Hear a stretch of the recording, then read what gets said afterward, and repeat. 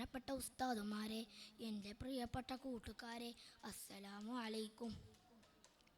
ഫറാസ്റ്റയുടെ ഈ മനോഹരമായ വേദിയിൽ നിങ്ങൾക്ക് മുന്നിൽ ഞാൻ ഒരു കൊച്ചു കഥ പറയാം. എൻ്റെ കഥയുടെ പേര് നബിയെ രക്ഷിച്ച ചിലന്തി എന്നാണ്. യമൻ നാടിൻ്റെ തെക്കുഭാഗത്ത് സ്ഥിതി ചെയ്തിരുന്ന സൗറഗുഹയിൽ ഒരു ചിലന്തി പാർത്തിരുന്നു. പർവ്വതങ്ങൾ നിറഞ്ഞ ആ പ്രദേശത്ത് വന്യമൃഗങ്ങൾ പോലും വരാറില്ലായിരുന്നു. ആ സമയത്ത് അലൗകികമായ ഒരു ശബ്ദം കേട്ട് ചിലന്തി ഞെട്ടിത്തിരിഞ്ഞു.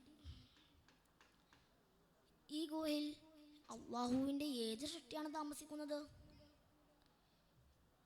ചിലന്തിക്ക് മനസ്സിലായി അത് മാലാഖമാരിൽപ്പെട്ട ഒരു മഹാത്മാവിൻ്റെ ശബ്ദമായിരുന്നു എന്ന്. മിമാവി ചിലന്തിയുടെ പേരക്കുട്ടി മോമ ചിലന്തിയുടെ മകൾ മാമു ചിലന്തിയാണ് ഞാൻ. ചിലന്തി മറുപടി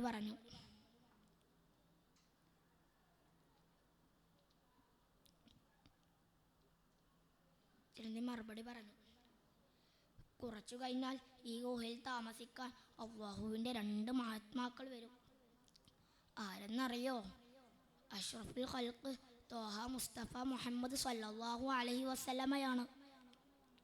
അവർ മാത്രമല്ല, അവരുടെ ഉറ്റ സുഹൃത്തായ അബൂബക്കർ സിദ്ദീഖ് റളിയല്ലാഹു അൻഹുമുണ്ട്.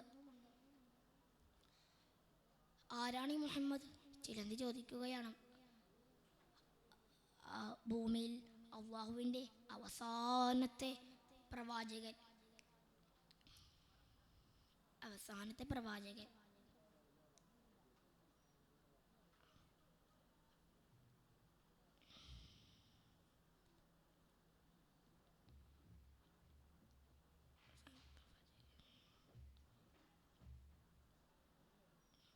ആ സമയത്ത് ചിലന്തി പട്ടുനൂലിൽ നിന്ന് മേൽത്തട്ടിൽ നിന്ന് താഴോട്ട് തൂങ്ങുകയായിരുന്നു. ആ സമയത്ത്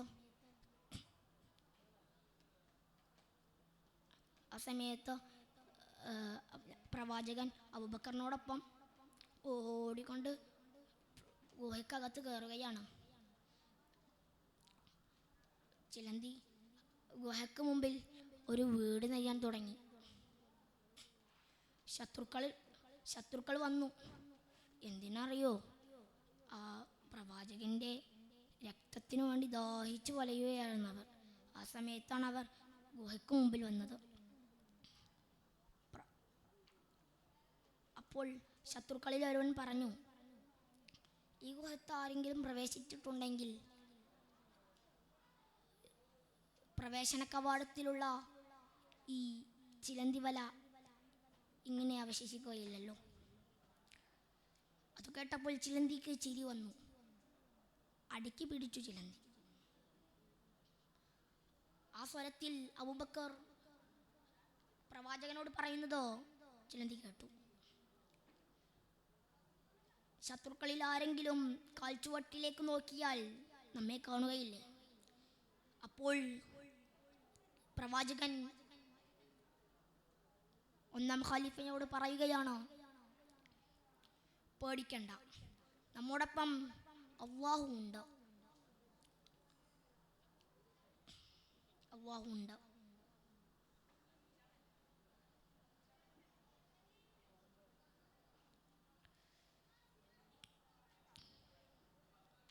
അത് കേട്ടപ്പോൾ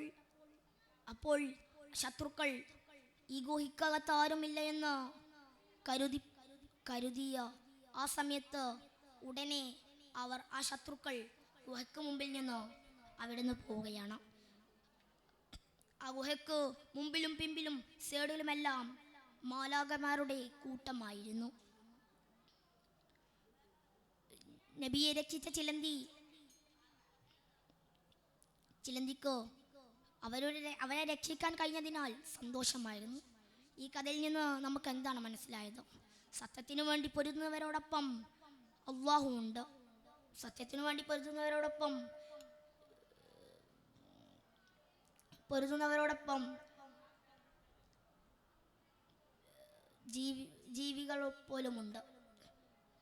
ജീവികൾ പോലുമുണ്ടെന്ന്